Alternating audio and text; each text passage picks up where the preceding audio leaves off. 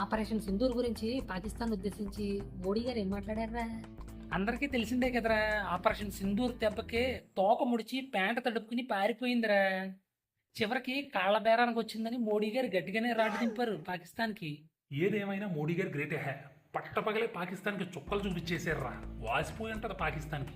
వాళ్ళ బేరానికి వచ్చి కాల్పుల విరమణ చేసినా సరేరా, పాకిస్తాన్ యొక్క కుక్క తోక వంకర బుద్ధి మాత్రం అస్సలు పోవట్లేదురా. ఈ పాకిస్తాన్ ఏం చెయ్యాలరా?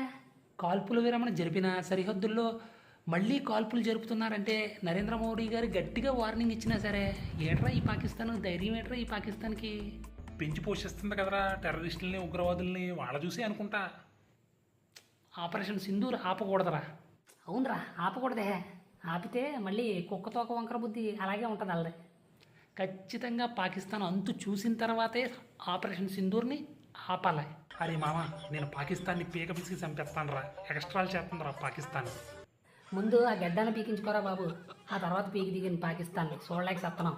ఇంకో విషయం ఏంటంటే భారతదేశాన్ని ప్రజలను రక్షించుకోవడానికి ఎంతటి పెద్ద నిర్ణయానికన్నా వెనుకడబోమని, భారతదేశం జోలికి వస్తే పాకిస్తాన్ ప్రపంచ పటంలో లేకుండా చేస్తానని గట్టిగానే వార్నింగ్ ఇచ్చాడురా మోడీ గారు.